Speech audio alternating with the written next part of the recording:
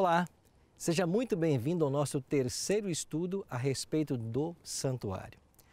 Para que o plano da salvação pudesse ser ensinado a todas as gerações, Deus orientou a construção de um tabernáculo ou santuário e um sistema de sacrifícios de animais.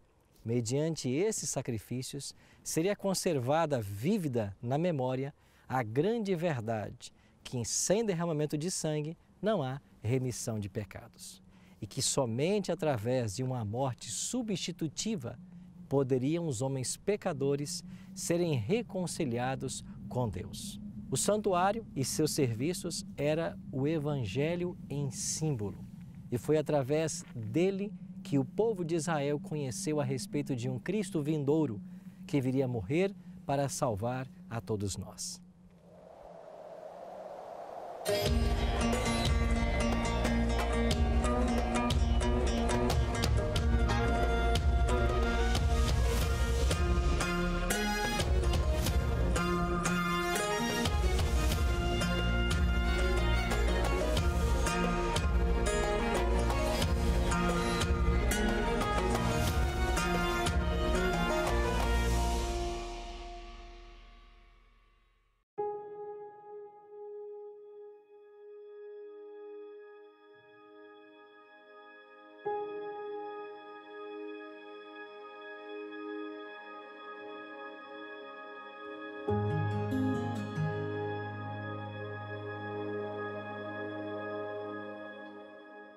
A construção do santuário terrestre tinha três propósitos básicos.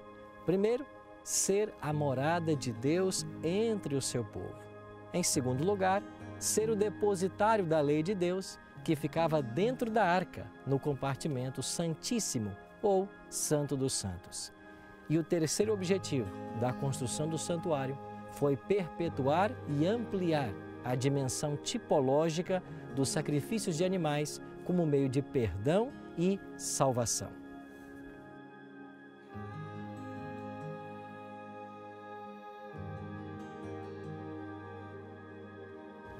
Os serviços diários do santuário podem ser divididos em duas atividades. A primeira era as ofertas trazidas pelo pecador até o pátio, aonde o sacerdote o esperava para fazer a sua expiação. Quando um israelita cometesse um pecado, devia trazer um animal até o santuário. Havia um animal para cada tipo de pecado. O sacrifício mais comum era um cordeiro. O pecador então colocava a sua mão sobre a cabeça do animal, confessava o seu pecado e em seguida deveria ele próprio matar o animal. Em alguns casos, o sangue do animal deveria ser aspergido na cortina ou derramado à base do altar de holocaustos. Com essa cerimônia, a pena do pecado era transferida do pecador para o inocente animal, que assim se tornava o seu substituto imediato, simbolizando a perfeita oferta de Jesus Cristo. Através do sangue dessa vítima, o pecador contemplava pela fé o sangue de Cristo, que deveria ser derramado para fazer expiação pelo seu pecado. Este era o princípio de transferência do pecado para dentro do santuário, através do sangue ou através da carne comida pelo sacerdote. Assim, o santuário recebia os pecados diários e dessa forma era contaminado e precisava passar por um dia de purificação.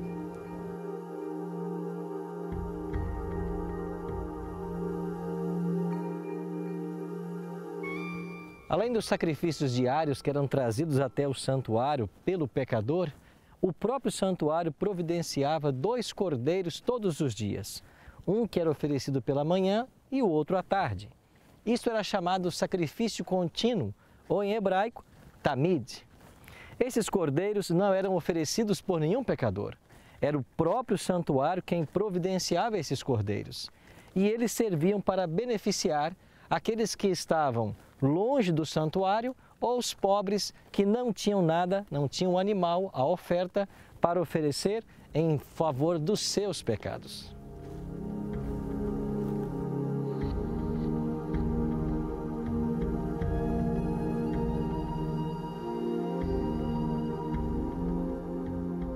Todos os dias, o sacerdote entrava no primeiro compartimento do santuário, o lugar santo, não apenas para trazer o sangue da vítima, mas também para queimar o incenso num altar.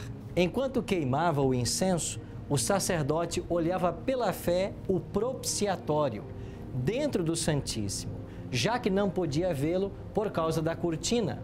Da mesma forma, o povo de Deus hoje deve dirigir suas orações a Cristo, seu grande sumo sacerdote, que, invisível aos olhos humanos, pleiteia em seu favor no santuário celestial.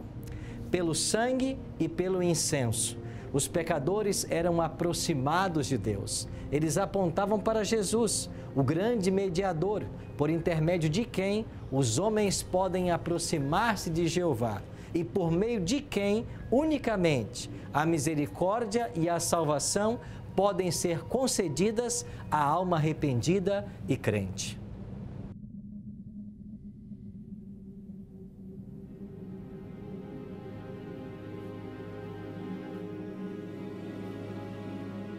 Como já vimos hoje, os serviços oferecidos diariamente no santuário, quer pelos sacerdotes ou mesmo pelos pecadores, transferia os pecados para dentro do santuário, através do sangue ou através da carne da oferta comida pelos sacerdotes. Dessa forma, o santuário era contaminado e precisava passar por uma purificação ou expiação. Quando isso aconteceu? Uma vez ao ano, sempre no 10º dia do 7º mês, o santuário passava por um ritual de purificação. Nesse dia, 2 bodes eram trazidos à presença do sumo sacerdote.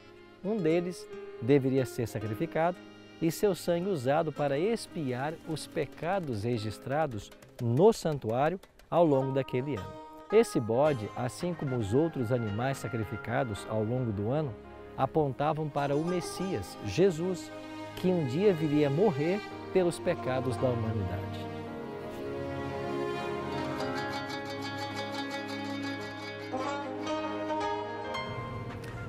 Com o sangue do bode em mãos, o sumo sacerdote entrava aqui, no 2º compartimento do santuário, o lugar santíssimo. Nenhum olho mortal, a não ser o do sumo sacerdote, devia ver esse compartimento interno do santuário. E apenas uma vez ao ano podia o sumo sacerdote entrar aqui. Isso depois da mais cuidadosa e solene preparação. Com tremor entrava perante Deus e o povo. E este, com reverente silêncio, aguardava a sua volta em fervorosa oração pela bênção divina. E aqui, diante do propiciatório, o sumo sacerdote fazia expiação por Israel, aspergindo o sangue acima do propiciatório, onde Deus se encontrava com seu povo.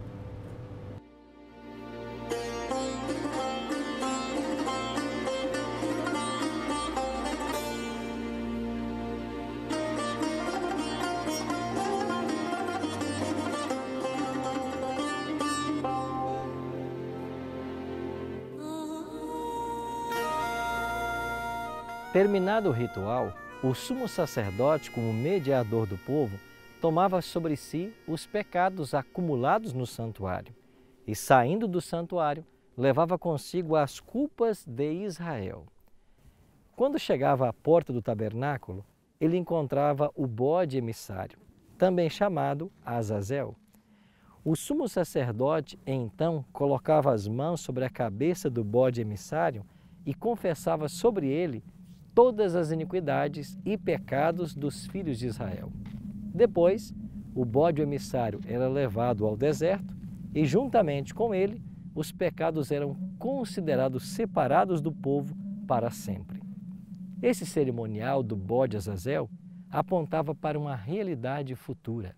Assim como o sumo sacerdote, depois de haver purificado o santuário, colocava os pecados sobre Azazel, o qual era para sempre removido dentre o povo de Deus, Cristo, depois de haver purificado o santuário celestial, colocará os pecados confessados e perdoados de seu povo sobre Satanás, que será então destruído para sempre.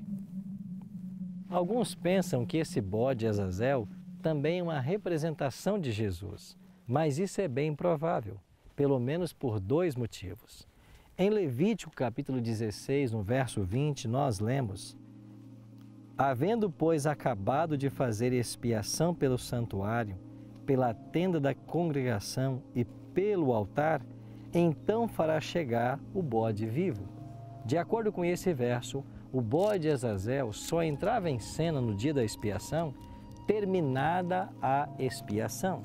Ainda no versículo 26 do mesmo capítulo, Levítico 16, nós lemos: e aquele que tiver levado o bode emissário, lavará suas vestes, banhará o seu corpo em água e depois entrará no arraial.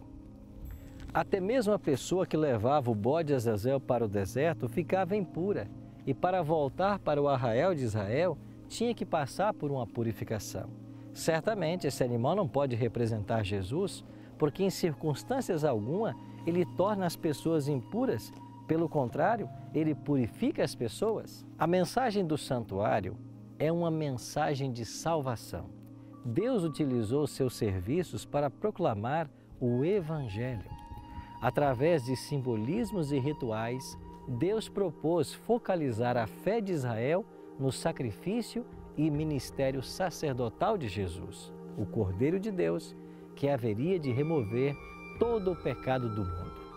Quando Cristo foi crucificado, o véu interior do santuário, que separava o Santo do Santíssimo, rasgou-se em dois, de alto a baixo, significando que o grande sacrifício final fora feito e que o sistema de sacrifícios e ofertas cessara para sempre. Daquele dia em diante, estavam destituídos de qualquer significado. A tipologia deu lugar à realidade. Através da morte de Jesus, para quem apontavam todos os sacrifícios do santuário terrestre, temos agora o perdão de nossos pecados e a reconciliação com o Pai Celestial. Todo o sistema sacrificial do santuário terrestre era o Evangelho condensado, que prefigurava o sacrifício de Cristo na cruz e seu sacerdócio no santuário celestial.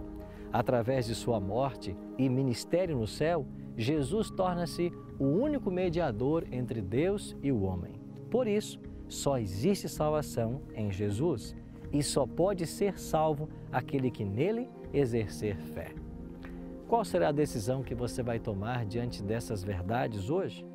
Eu queria convidar você para que, uma vez compreendendo que todos os sacrifícios de animais apontavam para Jesus, o Cordeiro de Deus, que nos livra do pecado, não gostaria você de entregar sua vida agora a Ele e agradecer-lhe pelo grande sacrifício feito na cruz? Se esse é o seu desejo, ore comigo agora.